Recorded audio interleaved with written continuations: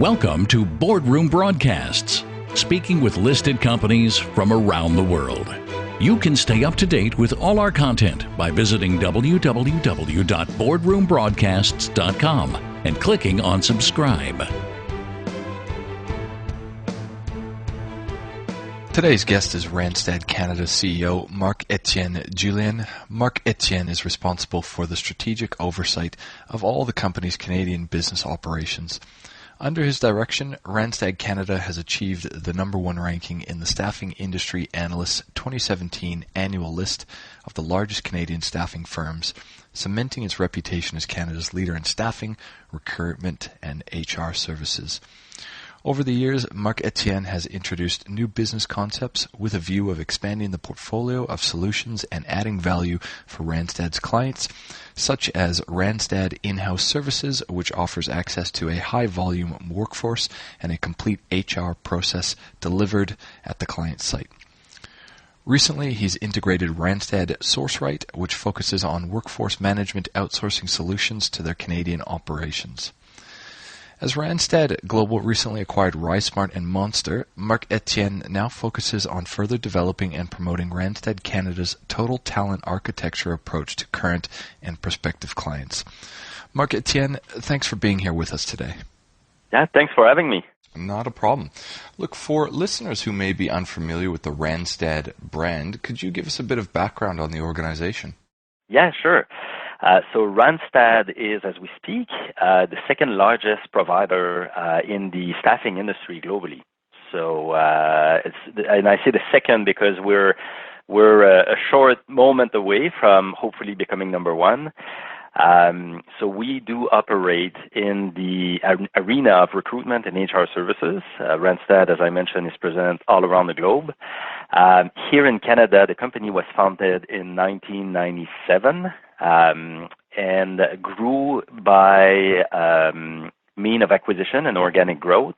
And this year was a very exciting milestone for us. We've been officially named after 20 years in the country as the number one largest provider in the Canadian market. And now, over the last couple of years, actually, our service offering has broadened quite a bit, and now allow us to provide more services to our HR customer other than pure temp and permanent recruitment.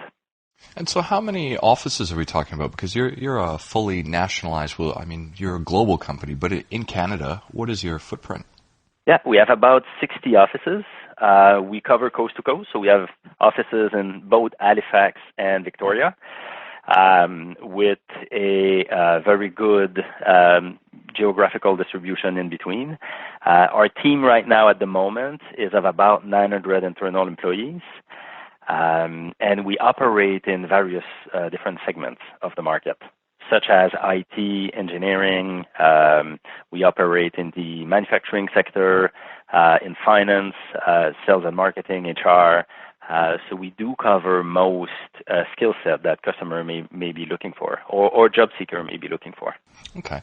I'll ask you a little bit more about the industries that you work across, but when we originally had the chance to speak the other week, we had mentioned that you sort of fell in with the Randstad company. I mean, you hadn't necessarily been working your way towards recruitment, had you? No, I actually fell into recruitment by accident. And I must say I'm still on my first job, to be quite honest. So I joined Randstad in 2001. Following my bachelor degree, I had the joy to go to Mexico for a 6-month internship and in international commerce. And when I came back to Canada, I was, as any new graduate, looking for my first job. And I was actually fortunate enough that the first interview I was able to secure was at Randstad, but for an external client. And throughout the interview process, I ended up being hired at Randstad. So I started in 2001 as a staffing consultant at the time. I was placing people in the manufacturing sector. And so what was your personal journey, working your way through to becoming the CEO nationally for Canada? Yeah, I've had a very exciting I consider myself lucky for all the opportunities that were offered to me over those 16 years now. So as I mentioned, I started as a staffing consultant. So I was responsible for finding customers, and once companies were trusting us with their recruitment, actually myself finding the employees that they were looking for. Did that for about a year, a little more than a year, then moved into a strategic sales function for about a year or two as well. And then I was given my first managerial opportunity. So I was offered the opportunity to run one of our locations in Laval in Quebec. And from there, grew the business to a few other branches. I eventually moved to Quebec City to open up the operations there.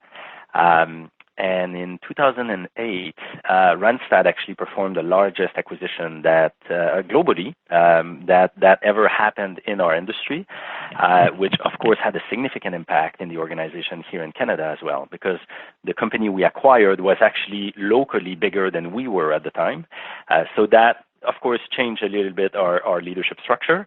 I was offered back then the opportunity to lead a bigger part of one of our line of business. And from there, I eventually became the president of one of our line of business, the line of business that we call Randstad Staffing. And down the path, I had the chance to open up a few other new services that broaden our service portfolio. And then a little over 2 years ago, I had the joy and the pleasure to essentially head the complete operation for Canada, including all of our service offerings. And Randstad is known as a global recruitment company, but our listeners may not know the scope of your services. You've touched on this a little bit, but can you break down the business units that make up the Canadian business? Yeah, sure. And it really is. And every time I speak with a customer, people are now quite surprised about the scope of and the range of services we can provide today. So we have what we call our traditional, lines of business or services. That are, because we operate in a specialized way, it's difficult in the recruitment industry to be proactive and relevant if you try to do everything. So we do operate with specialization. So our traditional lines of business are staffing that covers the manufacturing, the clerical, the call center segments. We have Randstad Technology that obviously look after position in IT. We have Randstad Engineering, and we also have Randstad Professionals, underneath which we have a finance, an HR, and a sales and marketing division. So those are our core businesses. On the side of that, over the years, through organic development and acquisition, we've broadened now our range of services, and the acquisition of Monster is a good example. So last year, Randstad globally made the acquisition of Monster. So now Monster is part of our family. Underneath Monster, we have The Foundry, which is a company focused on employer branding that provides employer branding services to our Canadian customers. We have Randstad Sourceright, who operates in the arena of RPO, so recruitment process outsourcing, or MSP, which stands for Master Service Provider services. So product offering that are tailored to usually a large organization. We also have made the acquisition recently of RiseSmart, which is an outplacement service that's very built on a interesting technologically driven model, but also provide their end client with a strong combination of technology and a human touch. Most recently, we've started also to operate a IT solution practice where we can now transact with our customer in project mode and increase the amount of value we can provide them through that service. So as you can see now, we've really broadened our portfolio, and we're in a position now in the Canadian market where we can actually support our customer throughout their whole employee life cycle, whether it is when they try to brand themselves as an employer, when it's time to recruit them, or when, unfortunately, companies have to make more difficult decisions, and then we can ease the transition of those employees back into the marketplace. I was just going to say, it sounds like the service offering fulfills the whole life cycle now, from finding a job, specific recruitment and placement, and then what's the term that you used again for RiseSmart? For outplacement. For outplacement as well. Okay. Yeah, exactly. So now really we're getting out of the pure traditional recruitment industry, and we're expanding our wings, if you will, into the broader human capital space, where we can provide greater value to our strategic partners. And just for our listeners, I mean, with your experience in the sector and also being able to service all these markets, how has the industry changed then? Now that now that brands like RiseSmart are a large portion of your portfolio, how is this affecting employment these days? Yeah, it is. The market is evolving very fast, and I've been here for, as I mentioned, a little over 16 years now. The way our function operate now is slightly different. Technology changes the way our business operate, and will that change? We expect is only going to continue accelerating, but also our client needs have evolved, and we are now at the pace at which organizations have to change.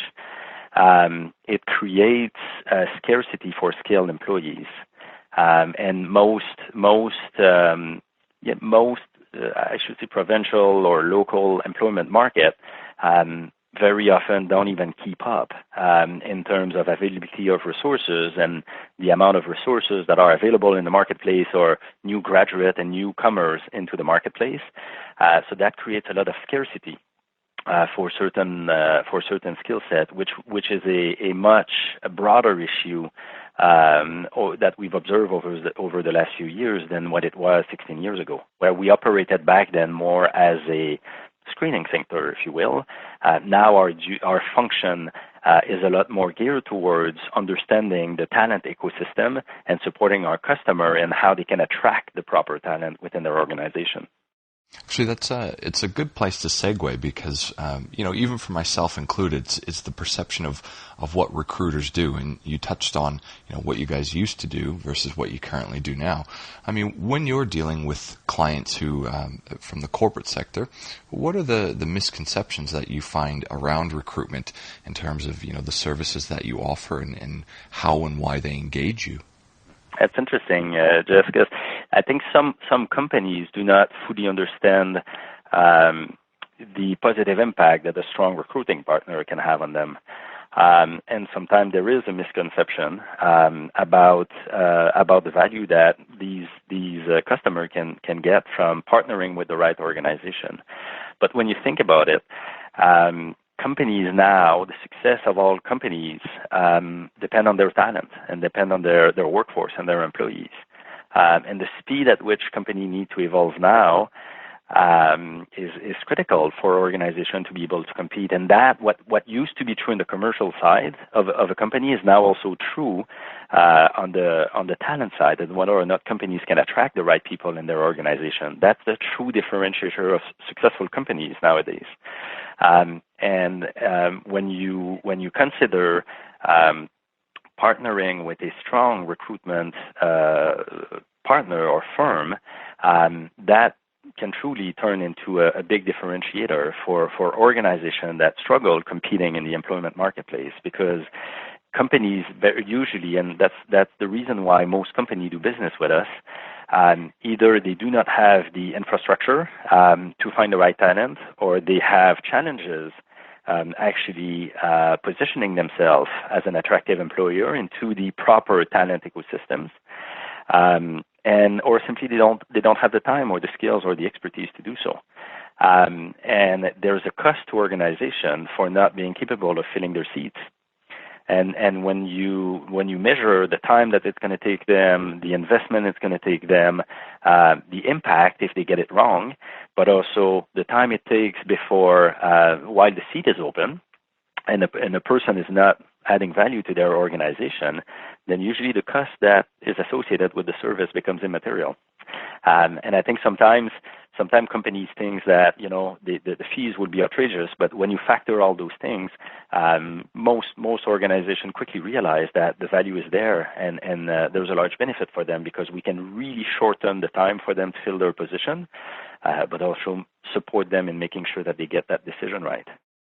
And where do you think that benefits the corporate more? Is it just because you guys have an existing database of these people with this industry knowledge, or is it because your staff have insights on how to vet these candidates for corporates? Like, in a practical sense, what is being offered there? Yeah, it's a combination of a few things. A database doesn't mean anything anymore because databases are open now. Right? So we can up on any social network now and quickly perform a search and have access to talent. I think the reason why a lot of those companies are doing business with us is that that information is available to everybody now. But it requires expertise on how to approach those individuals. It requires relationship with those individuals.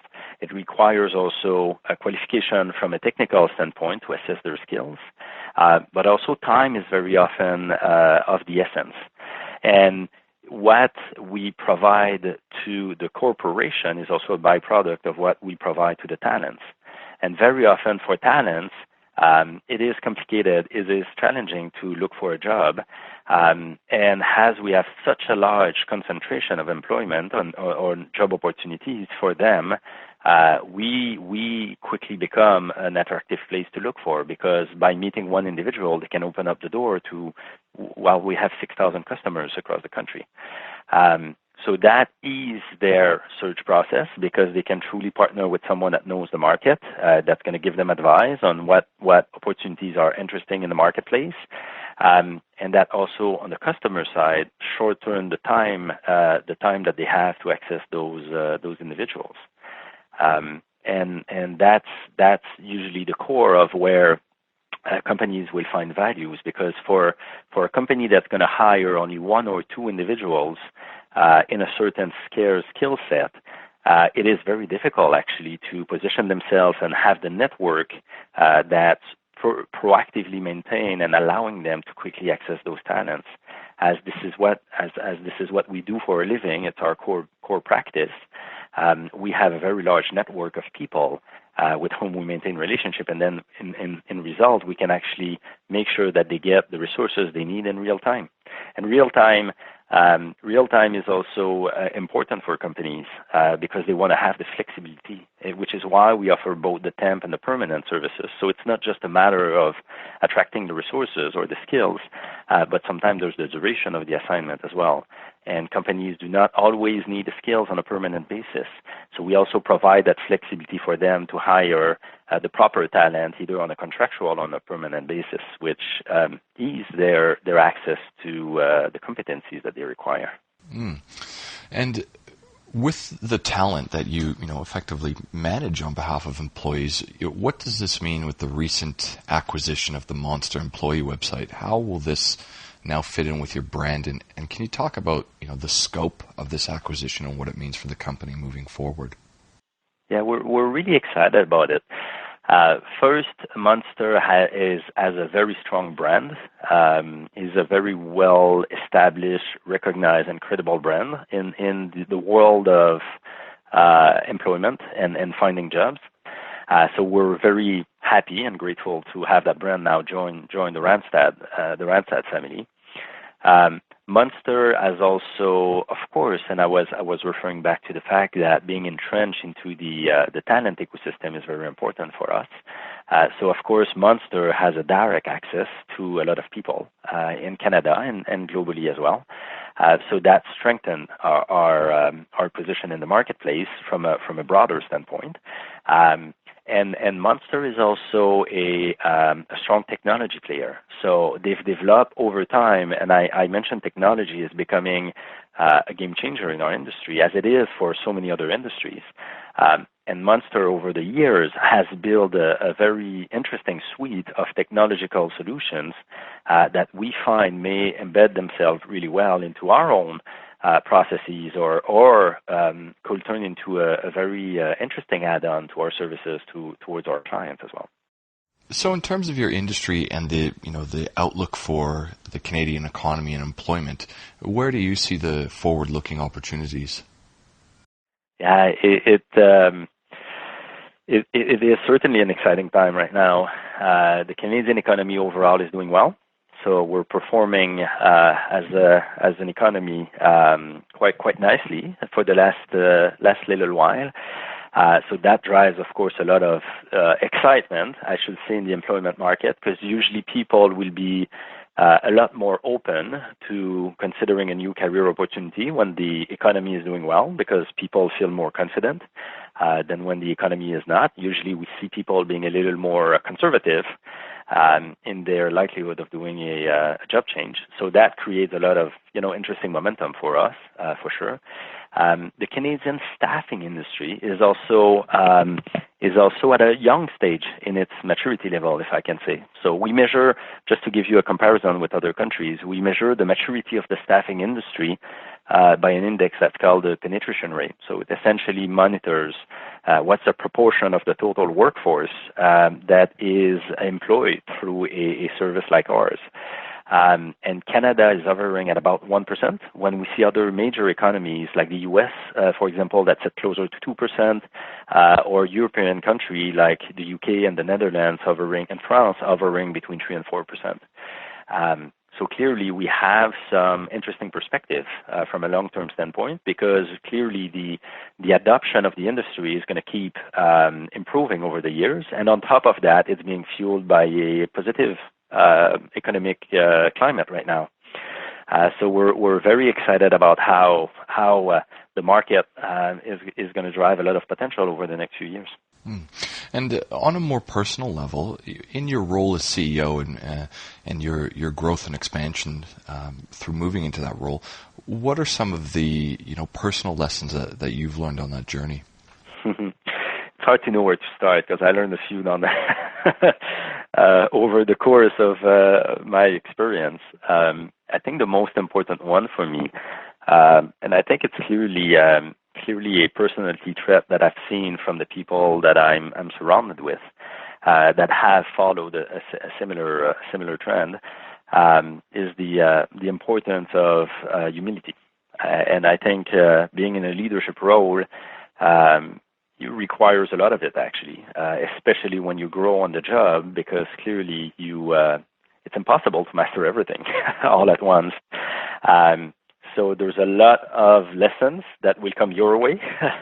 And I find that the people that are the most open to learning about themselves and being capable of being self-aware, understanding their strengths, understanding their weaknesses, are the people that will usually learn the most, but also learn how to surround themselves with the right people. It's impossible I'm not a believer of one-man shows and companies that are built that will consistently grow under the leadership of an individual that will not be well surrounded. And I think that's one key component or one key success factor that I've seen over time and over the years be probably the most important success factors for leaders to be able to be self-aware, be able to learn great lessons, and learn from their mistake, learn from their experience, but also be open to feedback from individuals. The most important feedback you get is not from your clients or even your boss, it's from your staff and your employees, your team members. I believe that if there's enough self-awareness there, then people should be capable of understanding their own gaps, working on them, of course, but also surrounding themselves with people that will make them better and challenge them outside of their comfort zone. And clearly, I'm lucky that I've got a lot of those leaders as well working with me on our team. So I think that's one of the key leadership trait that I've seen having positive impact on the people. Marc-Étienne, I think that's a good place for us to wrap up today. Thank you very much for joining us. Thank you.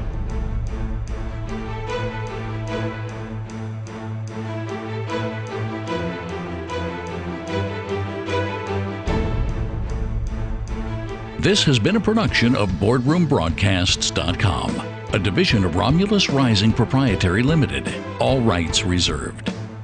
You can stay up to date with all our content by visiting www.boardroombroadcasts.com and clicking on subscribe.